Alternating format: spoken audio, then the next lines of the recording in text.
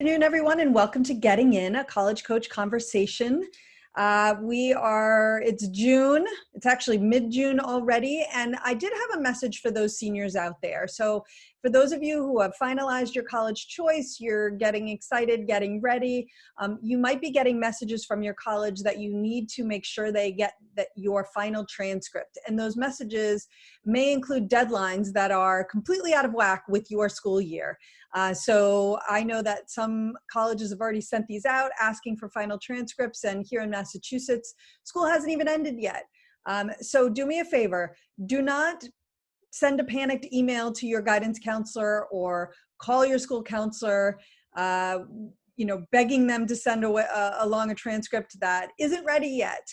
Just know that the colleges will take these as they become available, and if you're still concerned, then what you can do is call the college, confirm that it's okay to send the transcript as soon as the high school has it available, which for many high schools will be sometime in early July. And the colleges know this.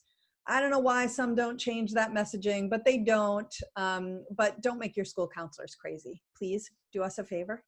Okay, we have, as always, what I think is a great show for you. We're going to be talking about how to think about borrowing for college. We never want you to borrow too much, so we're going to talk a little bit more about that. We're also going to talk about PG years, postgraduate years. We're sharing the personal experience of an educator here at College Coach who did one of those PG years. But before we get to all of that, one thing that I know is top of mind for everyone right now is distance learning. And obviously, with everything going on with COVID-19 and the pandemic, the need for distance learning has become, it's a need that everyone has, really. And certainly as we think about what's going to happen in the fall and possibly in the winter, as we continue in this new COVID-19 world, distance learning may become more and more important, and maybe something that many of you are considering for the coming year. So I'm very excited. I'm welcoming a representative from another division here at Bright Horizons called EdAssist, which primarily supports adult learners. And Joanna Williams is here with us today. Hi, Joanna. Hello, nice to meet you. Yep, and happy to have you here on the show. So Joanna is an advisor, and her background is in supporting non-traditional learners. So non-traditional learners have been using distance learning for a long time now. And of course, it's now coming to the fore in everyone's brain because of everything going on. So Joanna, can we start with a definition? What is distance learning? I think about like my son attending a couple of Zoom classes, and I don't really think that that's what it is. So distance learning is really any time your class is either broadcasted over the internet, conducted online, really anytime the student is not physically in a classroom. So those Zoom classes, it may be more of a hybrid, but it is technically considered part of distance learning. Okay. So then what are, in your opinion, some of the positives of distance learning? So distance learning allows a lot of flexibility on the side for students. Sometimes schools will change class types to be only 7 weeks long. Sometimes they'll even do accelerated classes, letting you get to the job market faster. There's just a lot of different options. Got it. Okay. So certainly the flexibility is interesting. What about, I don't know that our listeners necessarily have considered distance learning before now. That could be not true, but we don't get questions about it. And usually if people want to hear more about something, we get questions about it. I think right now people are thinking about distance learning primarily from the perspective of, if we're not back in class in the fall, my student, or if I'm the student, or if you're the parent, you're not going to be in the classroom, there's going to be distance learning. But there are actually out there some very specific programs that are designed around distance learning. And so what can you tell us about that piece? I don't think that many of us are focused on what those options are. I don't even really know how many options there are in that area. So I'd love to learn a little more about that. Yeah, distance learning has just exploded over the last 5 years. And even this year, many people found themselves forced onto distance learning or online learning. without even realizing that that was something that was going to happen that year. There are pretty much every school offers some sort of courses online, and now even more schools offer courses online. Some schools even offer full degree programs online for distance education. Right. So one of the things that you were mentioning before the segment was that it also might open up a wider variety of courses and majors. So how does that work, and how do you see that piece for families? So when it comes to distance education, you get the wider assortment of programs because you're not constrained by what schools are in your area. If you wanted to commute and stay home, like, you're not constrained by that. Or if you wanted to stay at an in-state school, you actually can have access to schools across the country. And a lot of times online programs will charge the same tuition as an in-state student, or a lower tuition rate for online, because they have a lot fewer overhead costs to pay for. Got it. And so what's different, of course, about this than, say, a traditional school going to distance learning because they can't physically have students on their campus, is that the programs you're talking about are designed specifically for distance learners. There is no expectation that they're going to be bringing people to campus and filling dorm rooms and selling meal plans and things like that. It's designed exclusively to be online. And for those reasons, it's a cheaper option. And I think for that reason, a pretty Absolutely. interesting option. In your opinion, what are some of the negatives to distance learning? It's not for everybody. Distance learning can definitely cater to certain learning styles. If you find yourself being a visual learner, it could be a really great opportunity for you. If you find yourself being an auditory or the physical learner where you're hands-on, it may not be the type for you. You also do miss out on many social aspects of being on campus, talking to your instructor, talking to classmates. While you do still have that interaction distance and online, you do still miss out on a little bit. You do also have to rely very heavily on your own personal time management. Your time management is so important because you don't have somebody looking over your shoulder telling you, hey, you have an assignment due on Friday. You have reading that you need to do tonight. There will be a syllabus, and a lot of times, you'll view some lectures that were recorded, and you're responsible for the rest of the work. You also, for the last one, you don't necessarily have as good of access to campus resources. You do still have access to academic advisors, libraries, career centers, but you can't get up and just walk into the room. So there is a little bit of a barrier there. Right. Exactly. So if you're someone who's very social, who is really going to want to be able to meet people in class and then go out and grab a beer afterwards, or engage with your professor in office hours and then ultimately wind up maybe doing research with that person, the beer part is not really possible. The stuff with developing a relationship with your professor might be possible, but it's going to take a whole lot more effort and energy than maybe it would if you were physically there. I would. People are having happy hour with COVID now on That's Zoom. true. So it could be a normal thing in a few years. In a few years, it could be. It could be. I with the rate at which people are returning to restaurants and social activities, I guess some people are returning to them fairly readily. Other people maybe less so. But I do think people crave that human interaction. But in the current world, this kind of distance learning might not be a bad idea, especially if you are immunocompromised, or you live with family who are immunocompromised, or if your financial situation has changed such that the cost of a 4-year in-person or even a 2-year in-person is perhaps going to be not really something that you can do right now. So I think, and it's important to know you can still get that quality education through distance. That's really my overall topic, is that if you need to go online, you can still get a good quality education. Your diploma isn't necessarily going to say this student went online for 6 classes, or this student completed this program. Some Some schools who are totally online do that, but like if you're going to your local state school, Mhm. 99% of the time, you're just going to get the same degree as everybody else. Right. And that is actually a really important point. And what it says on your diploma, what you are adding to your resume is really at the end of the day what matters.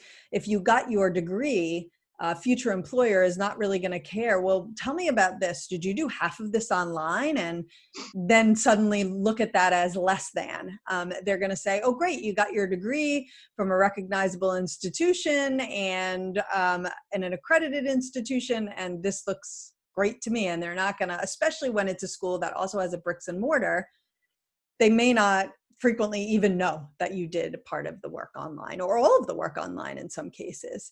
Absolutely. Um, so when we think about who distance learning might be right for, I just talked about maybe it's not really safe for you to be in the classroom right now, or maybe the cost of going in person is prohibitive. But who are some other people who you think that distance learning would be great for? So distance learning is great for some students who say if you're looking to graduate quicker and you want to get out in the job market, or if you just want to make sure that you're always working towards your degree, it does allow, there are programs that allow that accelerated format, that allow students to continually work all the way through the year without holidays. There's a lot of options for that. And then with students who say they do want to take maybe a gap year and do an internship or do something where they're doing some personal development, you can take a class or two while you're doing that. And allows you to continue, like, if you want to be in classes, to continue to be in classes and still develop yourself. Yep. And one caveat that I want to throw out to our listeners is that if you want to make sure, if you're taking a gap year and you've been accepted to a 4-year program, you want to make sure that taking classes online doesn't violate the terms of your gap year or your deferral. At some schools, they might consider that verboten and not consider you as an entering freshman anymore.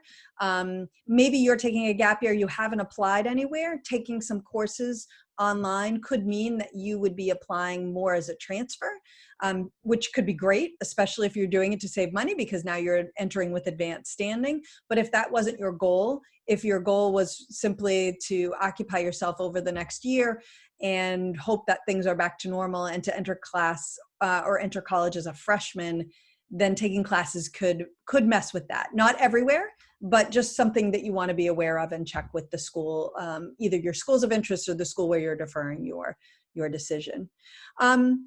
So in terms of people maybe who you would suggest not consider it, I think you kind of mentioned this briefly earlier, but just to highlight again, there are some people for whom distance learning might not be the right choice, and who would those be specifically?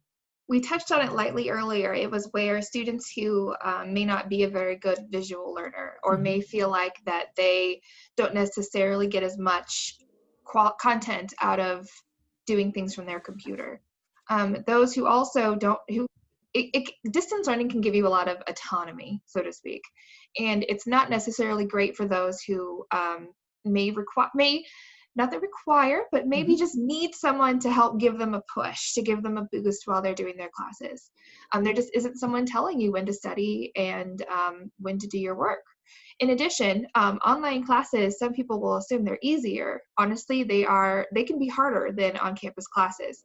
You have to prove your participation. Where in class, you can raise your hand, say, hi, I'm here, here's my comment.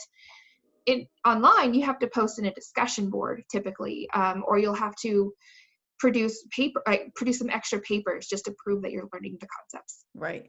So if you're the kind of person who maybe waltzes into class, hasn't necessarily done the reading, but is great at kind of tagging on to a conversation that's already happening and getting your participation in that way, that's not really going to fly with this kind, because you're going to have to be on the board and you're going to have to be, sort of more thoughtful about because you're going to have to write your responses as well, which is different for a lot of people than speaking them. For some people, it's awesome. They prefer to do that. And for other people, the verbal communication is their preferred mode. So I think those are really some great pointers and tips around who is this going to be good for and who would this maybe not be good for.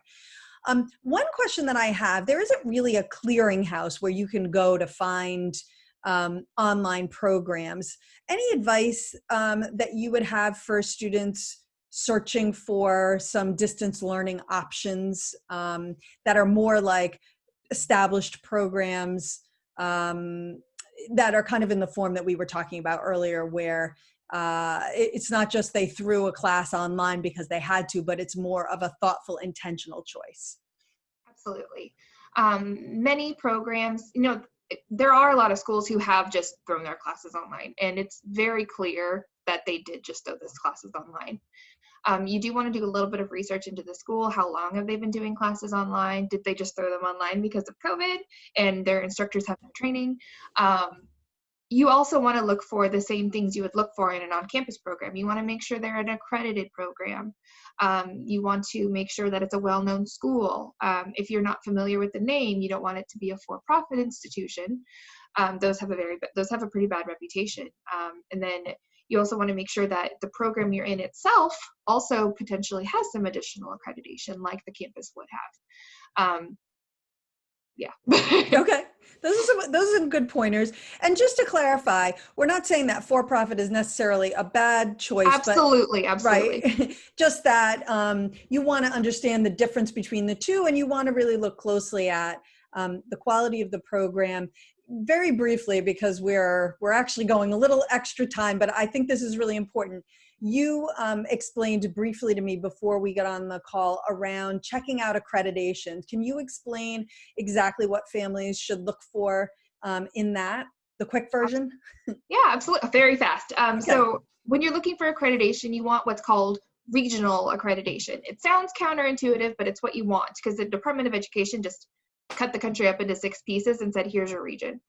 The opposite of that is national accreditation, and that is not what you want for academic programs. That's more for vocational technical programs. So you want regional, and the Department of Education lists all of them, so I don't have to list all of them for you. And honestly, you just want to make sure you focus on that regional accreditation, and even programmatic accreditation, AACSB for business programs, for example.